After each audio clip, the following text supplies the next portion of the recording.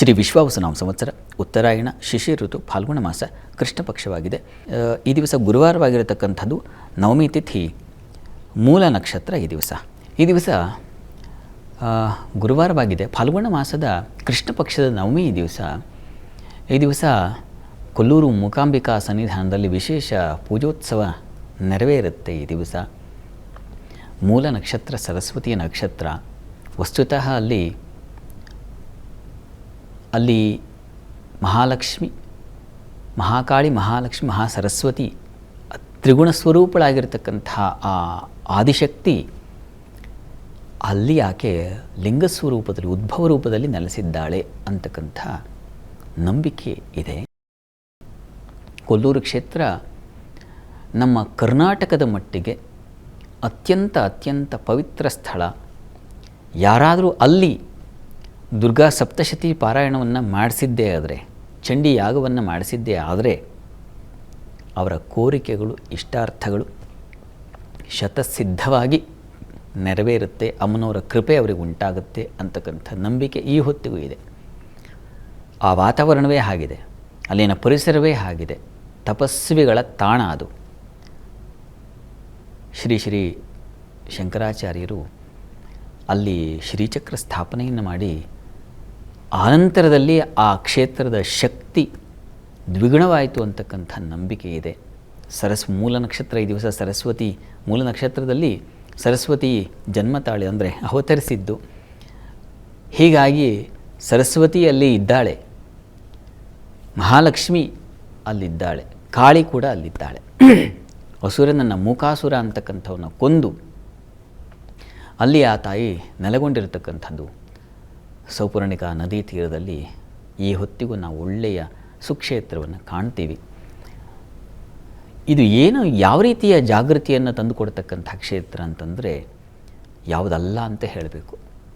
ನೀವು ಯಾವುದೇ ಬಯಕೆಯಿಂದ ಅಲ್ಲಿಗೆ ಹೋದರೂ ನಿಮಗೆ ಅಲ್ಲಿ ಒಂದು ವರ ಇದೆ. ಮುಖ್ಯವಾಗಿ ಕಠಿಣವಾದದ್ದು, ಒಂದು ಸವಾಲಿನ ಉಪಾಧಿಯಲ್ಲಿ ಯಾವುದು ಇರ್ತದೋ ಮನುಷ್ಯನಿಗೆ ಬಾಳ್ವೆಗೆ, ಬದುಕಿನಲ್ಲಿ, ಆ ಸವಾಲುಗಳನ್ನು ಸುಲಭವಾಗಿ ಒಂದು ಕಡ್ಡಿ ಮುರಿದು ಹಾಕಿ, ಸರಳವಾದ ಪುಟ್ಟ ಕಡ್ಡಿಯನ್ನು ಮುರಿದು ಹಾಕಿ ನಾವು ಆ ಸವಾಲನ್ನು ಗೆಲ್ಲಬೇಕು, ಮುರಿದು ಹಾಕಬೇಕು, ಜಯಿಸಬೇಕು ಅಂತಂದರೆ ನೋಡಿಪ್ಪ, ಅಲ್ಲಿ ಹೋಗಿ ದುರ್ಗಾ ಸಪ್ತಶತಿ, ಅಲ್ಲಿ ತುಂಬ ಶ್ರೇಷ್ಠವಾದದ್ದು ಈ ಸಪ್ತಶತಿ ಪಾರಾಯಣಕ್ಕೆ. ದುರ್ಗಾ ಸಪ್ತಶತಿಯಲ್ಲಿ ಇದೇ ಬರೋದು. ಮಹಾಕಾಳಿ, ಮಹಾಲಕ್ಷ್ಮಿ, ಮಹಾಸರಸ್ವತಿ, ಅದಿಷ್ಟನ್ನು ನಾವಲ್ಲಿ ಆ ಲಿಂಗ ಸ್ವರೂಪದಲ್ಲಿ ಕಾಣ್ತೀವಿ. ಅಲ್ಲಿ ಇನ್ನೊಂದು ಮಾತಿದೆ, ಆ ಲಿಂಗದಲ್ಲಿ ಮಧ್ಯದಲ್ಲಿ ಒಂದು ಚಿನ್ನದ ರೇಖೆ ಇದೆ. ಅದರ ವಾಮಭಾಗ ಪಾರ್ವತಿಯೂ, ಅದರ ಬಲಭಾಗದಲ್ಲಿ ಶಿವನೂ ಇದ್ದಾನೆ. ಹೀಗಾಗಿ ಶಿವಶಕ್ತಿ ಕ್ಷೇತ್ರ ಅಂತಲೂ ಇದೆ. ಹೀಗಾಗಿ ಅದೊಂದು ರೀತಿಯಲ್ಲಿ ಶಕ್ತಿ ತುಂಬಿಕೊಂಡಿರತಕ್ಕಂಥ ಒಂದು ಸನ್ನಿಧಾನವಾಗಿದೆ, ಪವಿತ್ರ ಸನ್ನಿಧಿಯಾಗಿದೆ. ಅಲ್ಲಿಗೆ ಹೋದವರೆಲ್ಲ ಪುನೀತರಾಗ್ತಾರೆ.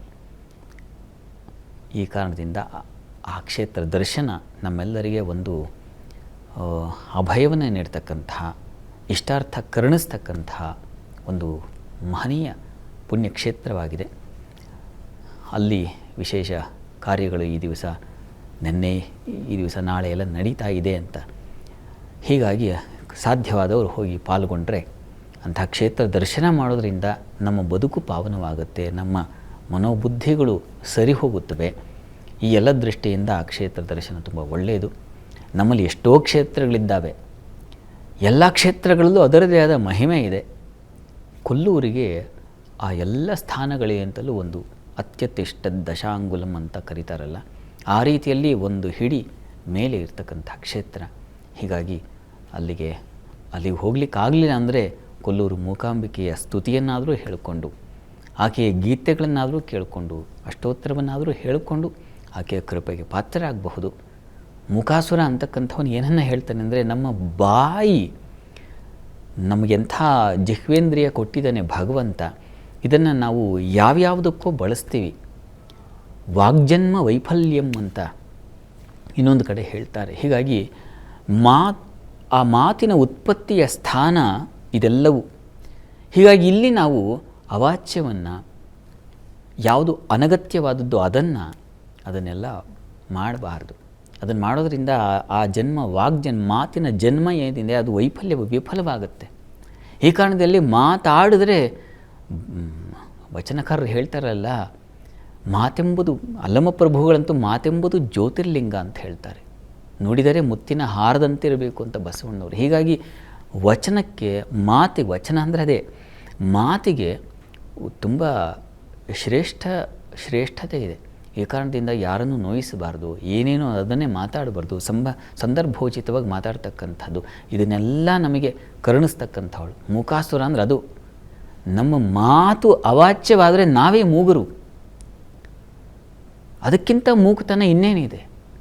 ಹೀಗಾಗಿ ಅವಾಚ್ಯ ಶಬ್ದಗಳು ಆಡದವನು ಅಂಥವನನ್ನು ಕೊಂದಾಕ್ಬಿಡ್ತಾಳೆ ಆಕೆ. ಅಂಥದ್ದೊಂದು ದೃಷ್ಟಿ ಬರುತ್ತೆ ಅಲ್ಲಿಗೆ ಹೋದರೆ.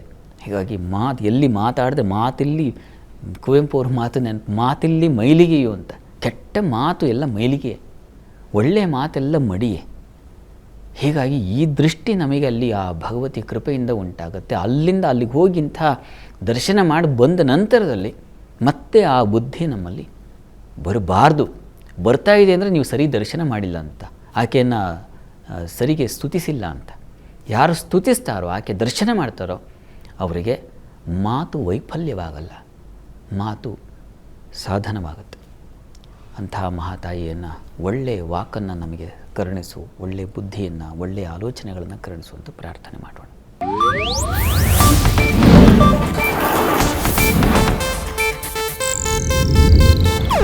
ಇದು ಏಷ್ಯಾನೆಟ್ ನ್ಯೂಸ್ ನೆಟ್ವರ್ಕ್ ಪ್ರಸ್ತುತಿ.